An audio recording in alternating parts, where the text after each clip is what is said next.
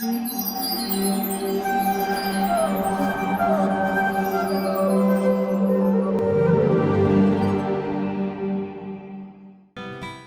Krishna.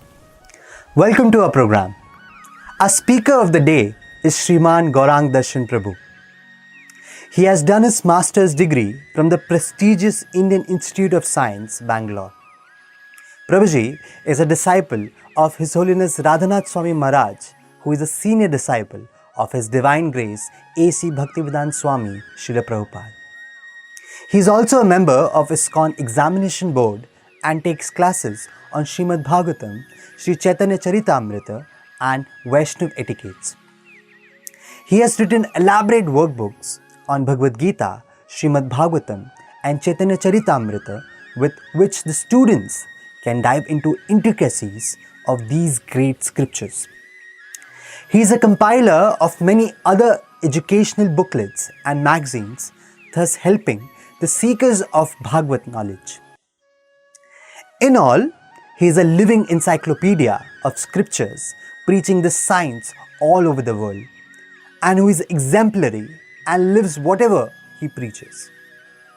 Come, let's hear him and try to imbibe the essence of scriptures as presented by him. Thank you. Hare Krishna. Hare Krishna. In the previous episode, we have discussed about the quality of non-enviousness. We have seen how non-enviousness is a quality that is required for us to understand Bhagavad Gita and Bhagavatam also.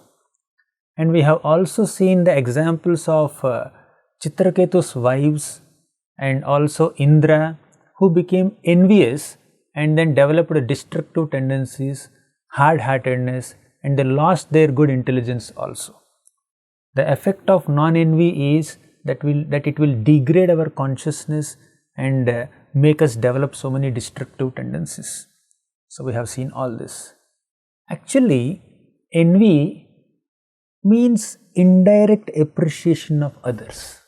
As we discussed before, when someone has something and if we don't have it, then we feel envious of the other person who has what we want, and we may develop destructive tendencies.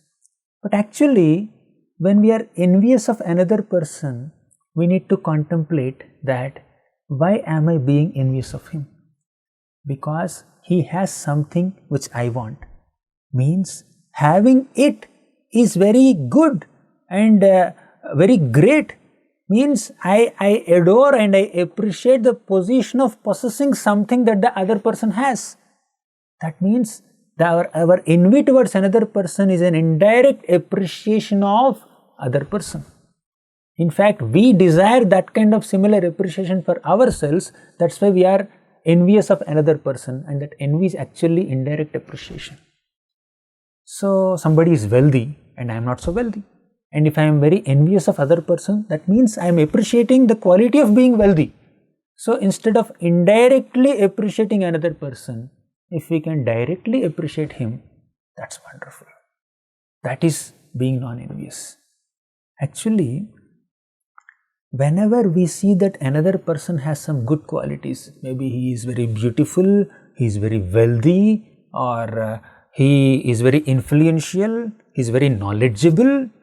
So whenever we see these good qualities of another person, we need to understand that God has bestowed His mercy upon that person. That's why he has all these privileges. I should not be unnecessarily envious of this person. So, without God's sanction, without Krishna's sanction, not a blade of grass moves. So, without Krishna's sanction, can the other person become great? So, if I am envious of this person's greatness, basically I am going against God's will, God's sanction, God's desire. So, the scriptures say that when we are envious of another person, it's actually envy towards God. Our envy towards God's decision or God's will or God's sanction is reflected in our envy towards other people. Actually, whatever a person deserves, not desires, deserves, God will sanction that to the person. So we need to understand that this person has these qualities by the mercy of God, and I have some good qualities by the mercy of God. So I should be satisfied with whatever I have, and I should appreciate with whatever God has given him, instead of unnecessarily having envy towards another person. Now, some people may have this superiority complex of possessing so many great qualities or great privileges, and some people have inferiority complex. So this superiority complex or inferiority complex will make our life complex, that just because we are proud that we are great, or we are envious that another person is great, we are actually going against the will of God, because our greatness or another person's greatness is actually a blessing of God. Krishna, our Supreme Lord Vishnu, has bestowed some benediction, some boon upon each and every living entity. And we should just accept this grace, and we should acknowledge Krishna's grace upon us, and we should be grateful for the benedictions that we receive, and we should appreciate another person's blessings also. So if we are unnecessarily envious of another person's greatness, or if we are proud of our own greatness, we are basically attributing the credit of whatever we have or others have to ordinary human beings. But credit for everything, for every possession, every wonder belongs to God, not to the human beings. Without God's sanction, nothing will happen. So if we live a life centered in God consciousness, Krishna consciousness, then we can develop this quality of non-enviousness or any other Vaishnava quality. Now, there is a beautiful shloka in Srimad Bhagavatam that describes that bhakti is the basis of all good qualities. Yasyasti bhaktir bhagavatya kinchana sarvair gunaistatra samasate surat harava bhaktasya kuto mahadguna manorathena satidhavato bahim. Yasyasti bhaktir bhagavati akinchana. If one performs devotional service unto Krishna, which is akinchana bhakti, which is unalloyed devotion, we should not have any undue material expectations or selfish agendas behind our practice of bhakti. If we do such selfless and seamless devotional service unto God, unto Krishna, unto the Supreme Lord, then sarvair gunais tatra samasate suraha. All the great qualities of even great demigods also will manifest in the personality of a devotee. Thus, we need to understand that our devotion to Krishna is the basis of possessing all good qualities. So one should not be unnecessarily envious of another person. There is a beautiful shloka in Srimad Bhagavatam that describes how we can develop this quality of being non-envious, or how we can give up this quality of being envious. Purusho Ramacharitam Shravanair Upadharayan Anrisham Saparo Rajan Karma Bandhaihi Pramuchyate. Purusho Ramacharitam. Lord Ramachandra is the Supreme Purusha.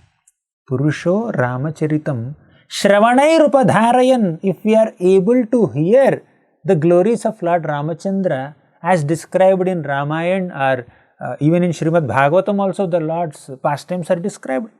So if we can hear the pastimes of Lord Ramachandra, Purusho Ramacharitam Shravanair Upadharayan Anrisham Shaparo Rajan, means a person can become non-envious by hearing the qualities and pastimes of Lord Ramachandra or Lord Krishna. Basically by following the process of Shravanam, means hearing Krishna's glories and Ram's glories, we can develop good qualities of non-enviousness.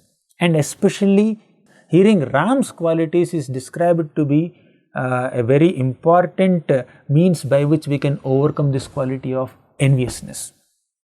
So, Purusho Ramacharitam Shravanair Upadharayan Anrisham Shaparo Rajan Karma Bandhaihi Pramuchyate. Bhagavatam describes that there are 3 levels of non-enviousness. First level is being non-envious of other people.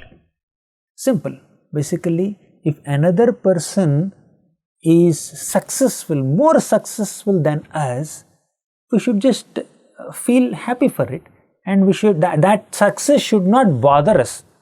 When a person is feeling so envious of another person's success, then that will only cause pain within his own self, right? Envy is basically self-envy. When we are envious of another person, more than causing any destruction or damage to the other person out of envy, we damage our own peace. We damage our own mental equilibrium.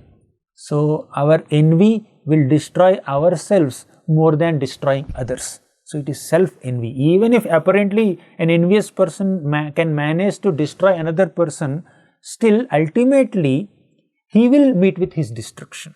If not in this life, at least in the next life. Because envy towards another living entity is such a deep-rooted anartha in a person that it will cause some negative reaction someday or the other. Now we will discuss the 3 levels of non-enviousness. First level is when another person is successful, that does not cause any negative feelings in you. You are not envious. That is the basic level. At least one should be able to digest another person's success instead of feeling envious. Oh, how can he be so successful when I am here? Second level of non-enviousness is being a genuine well-wisher of another person. First level is you don't feel bad when other person is successful. Second level is you become his well-wisher. If you can assist the other person in being successful, that's wonderful. You act as a well-wisher instead of being an envious person. And the third level of non-enviousness is very important. To establish a competitionless society with God in center means to make every single human being non-envious, to make every single human being as a genuine well-wisher of other human beings. If only we can strive to establish a society in this direction, that is the greatest level of non-enviousness, right? So these are the 3 levels of non-enviousness described in Srimad Bhagavatam. So when we are envious of another person, we need to understand that we are only experiencing the pain of envying the another person. So just like we are children of God, the other person whom we are envious of is also a child of God. Can the father be happy when one child is envying another child? So we need to contemplate on this reason to develop this quality of non-enviousness, that Krishna will not be happy, Lord Ramachandra will not be happy, Lord Vishnu will not be happy, God will not be happy if I hate his children, if I become envious of his other children. So just to please God, we should be non-envious. And that non-enviousness will keep us peaceful also. So that will please us, that will make us peaceful, that will please God, that will please other people. Why can't we do something that causes happiness to so many people like this? God is happy, other people are happy, you are happy by being non-envious. But by being envious, we are not happy, God is not happy, the other person whom we are envious of, that person is also not happy. Why should we create such ambience or atmosphere of unhappiness amongst the people?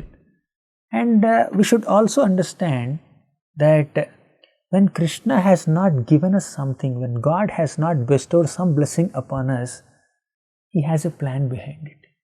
Maybe we don't deserve it, or we deserve something else other than this. It's not necessary that everybody gets everything in life. Some people get some things, other people will get other things. So when I am not bestowed with something, although I may desire it, we need to understand God has sanctioned this much only. I am not discouraging people who want to endeavor to achieve something in life. That has to be there. One should not be unnecessarily be sentimental. Okay, whatever is there in my life, I'll just live with this. That is not the message. We should endeavor for a better grade of life, higher consciousness. But that should not be done at the cost of destroying others by being envious of others. That's the point I'm trying to make. So we need to understand this one beautiful shloka from Bhagavad Gita that says, Bhoktaram yagna tapasam sarvaloka maheshwaram. Bhoktaram yagna tapasam sarvaloka maheshwaram means the Lord is Bhokta, the enjoyer of everything in this world. Second, Sarvaloka Maheshwaram means he is the owner, he is the proprietor and controller of all planets. Bhoktaram Yagnatapasam Sarvaloka Maheshwaram. Third line is Suhridam Sarva Bhutanam Gnatva Mam Shantim Richati. Suhridam Sarva Bhutanam means Krishna is the ultimate well-wisher of every single living entity. Whether it is movable or immovable, human or non-human, it is God, Krishna, who is the ultimate well-wisher. Krishna says like that in Bhagavad Gita, Bhoktaram Yagnatapasam Sarvaloka Maheshwaram Suhridam Sarva Bhutanam Gnatva Mam Shantim Richati. By understanding Krishna to be the enjoyer, to be the proprietor and to be the supreme well-wisher of every single person, we will attain peace. So, Krishna is the other person's well-wisher who may have something that you are desiring, and Krishna is your well-wisher also. If God is directly my well-wisher and his well-wisher also, why should I be envious of another person? So, Krishna, out of his being the well-wisher of this person, has bestowed him some blessing, and Krishna is my well-wisher also, and he will bestow upon me also something. So why should I unnecessarily disapprove Krishna's decision, disapprove Krishna's benediction or boon or blessing upon some innocent person, right? Now, even if sometimes other people are envious of us, before labeling them as being envious people, we should check, do I have some pride in my own accomplishments, my own possessions? Very important thing. Before calling other people as envious of us, we should check if there is any pride. Maybe I am proud of my accomplishments and possessions, that I am perceiving envy in another person.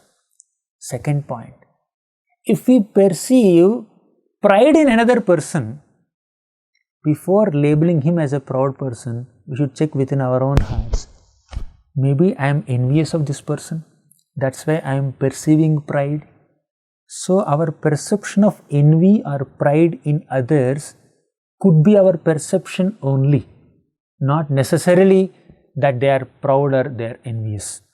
So if they are really proud, if they are really envious, Krishna will deal with them. Krishna will do the needful to rectify their rebellious mentality, right?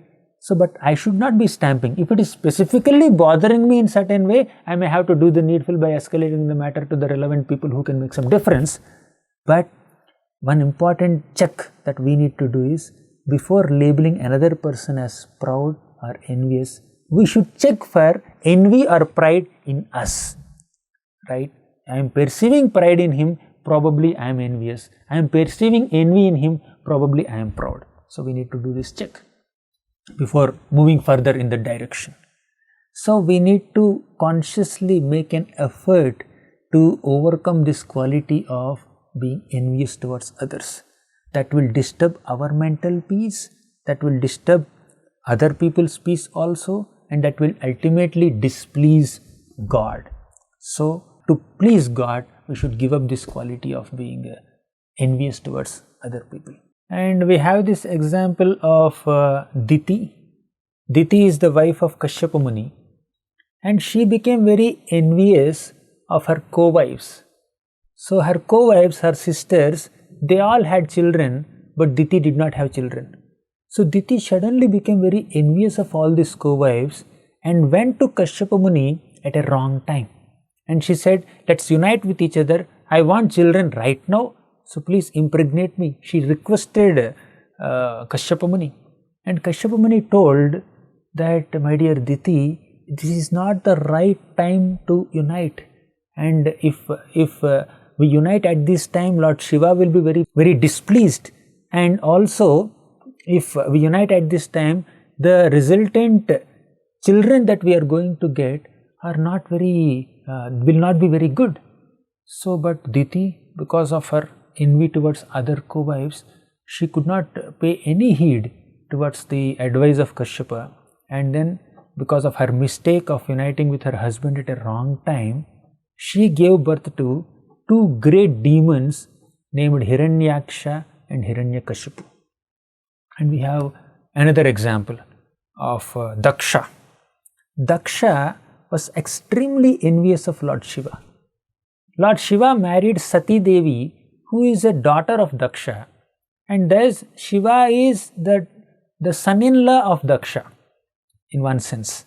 Although Shiva is the greatest demigod and Shiva's position is much superior to Daksha.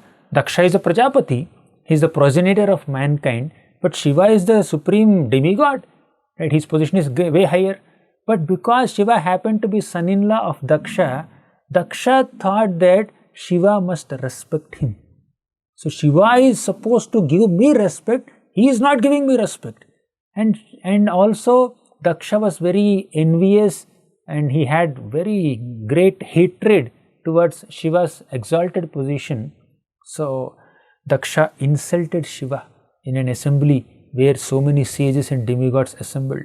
So once all the great sages and Prajapatis and demigods assembled together to conduct a great sacrifice. At that time, Daksha entered that arena, offered obeisances to Brahma, and many other people just got up to respect Daksha. But because Lord Shiva was absorbed in meditating on Lord Vishnu, he could not get up and offer respects to Daksha.